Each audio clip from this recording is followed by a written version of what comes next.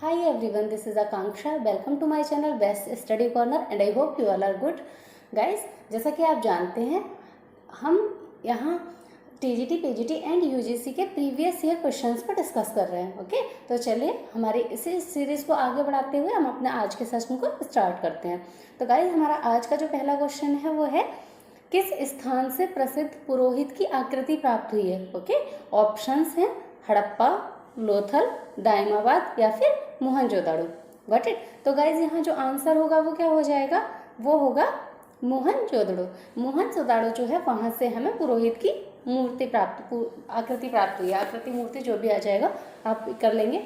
और गाइज अगर हम बात करते हैं मोहनजोदाड़ो की तो आपको पता होगा इसका शाब्दिक अर्थ क्या होता है, मृतकों का टीला. ओके, और अगर ये पूछा जाए कि ये कहाँ स्थित है तो गाइज ये पाकिस्तान के सिंध प्रांत के लरकाना जिले में सिंधु नदी के दाएं किनारे पर स्थित है. ओके, दायां किनारा means right side. Got it.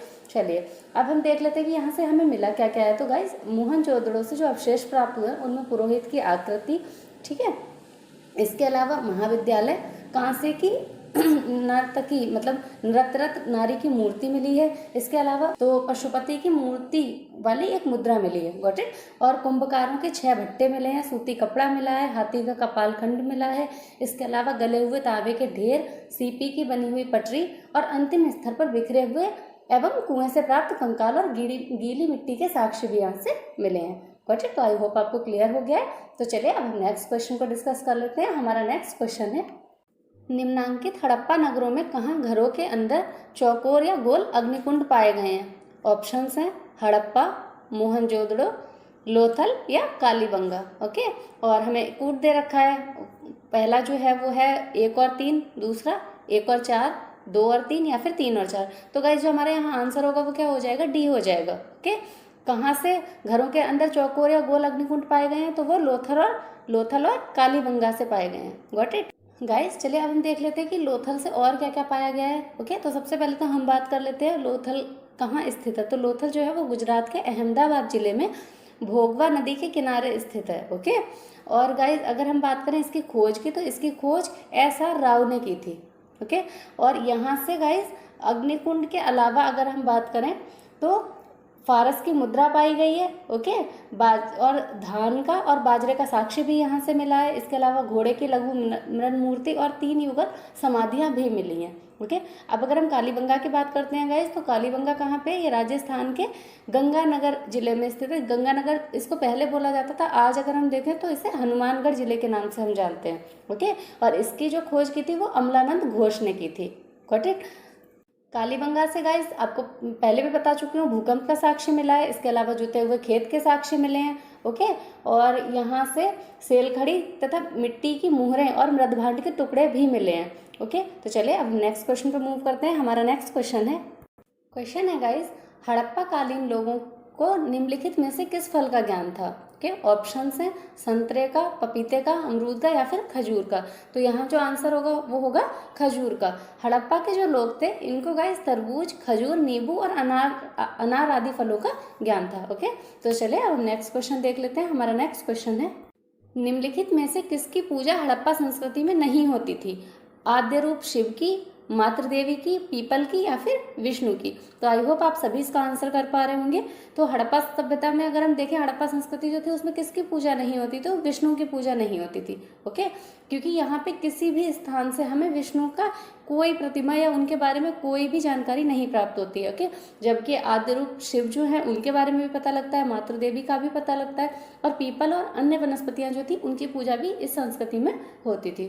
Okay, तो चलिए अब हमारा नेक्स्ट क्वेश्चन हम देखते हैं. हमारा नेक्स्ट क्वेश्चन है नीचे दिए गए लिस्ट में से कूट की सहायता से सही उत्तर को चुनिए. ओके, तो गाइस एक साइड हमें स्थल दिए हुए हैं और दूसरी तरफ वहाँ से प्राप्त चीज़ें जो थी वो दी हुई हैं, तो हमें मैच करना है. ओके, तो चलिए हम स्थल देख लेते हैं. तो स्थल है हड़प्पा, लोथल, कालीबंगन और मोहनजोदाड़ो.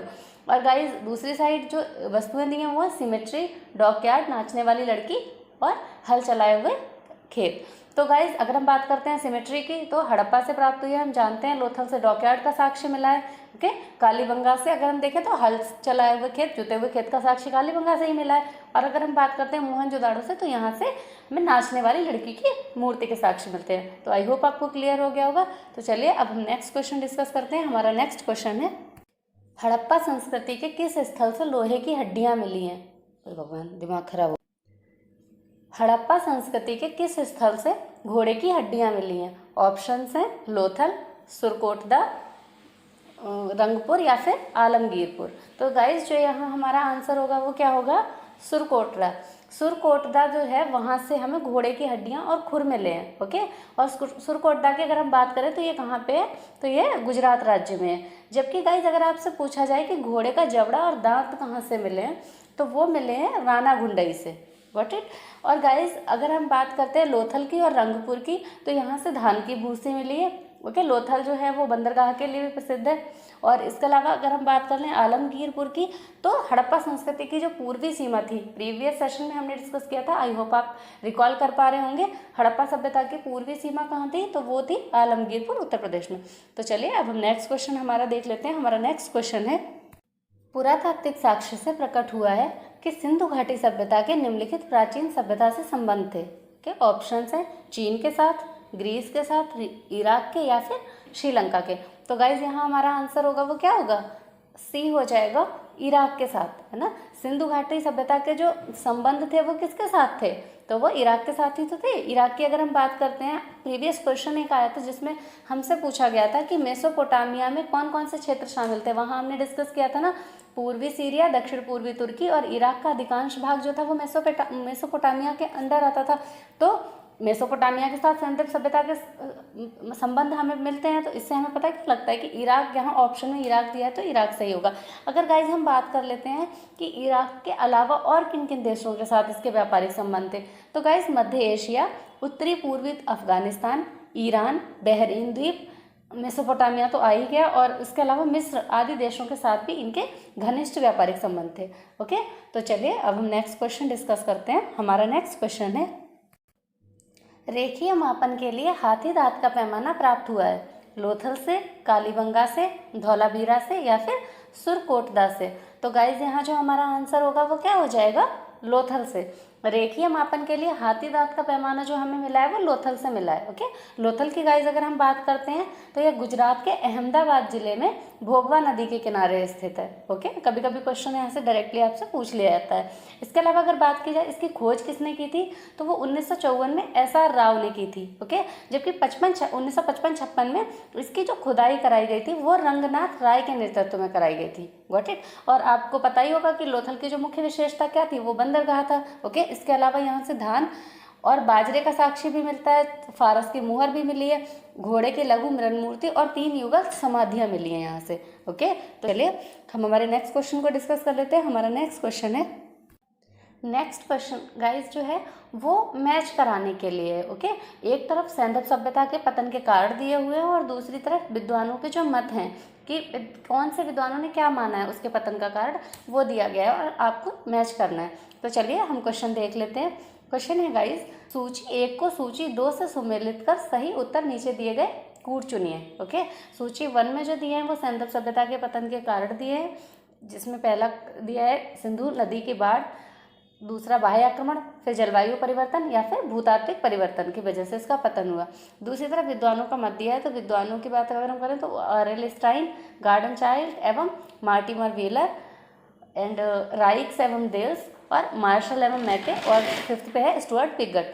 तो अब हम इन्हें मैच कराना है, तो हम मैच करा लेते हैं। तो गाइस अगर हम बात करते हैं कि सिंधु नदी की बाढ़ की वजह से जो सैंधव सभ्यता का पतन माना था वो किसने माना था, तो मार्शल, मैके और भगत राव, इन्होंने माना था कि सिंधु नदी में बाढ़ जो थी उसकी वजह से सिंधु घाटी सभ्यता का पतन हो गया। जबकि अगर हम बात करते हैं बाह्य आक्रमण की, तो गाइस जब गार्डन चाइल्ड, मार्टिमर व्हीलर, ये जो थे इन्होंने ये माना था कि बाह्य आक्रमण की वजह से सिंधु घाटी सभ्यता का पतन हुआ था। गाइस अगर हम बात करते हैं जलवायु परिवर्तन की वजह से सिंधु घाटी सभ्यता का पतन किसने माना था, तो वो माना था R.L. स्टाइन ने। ओके।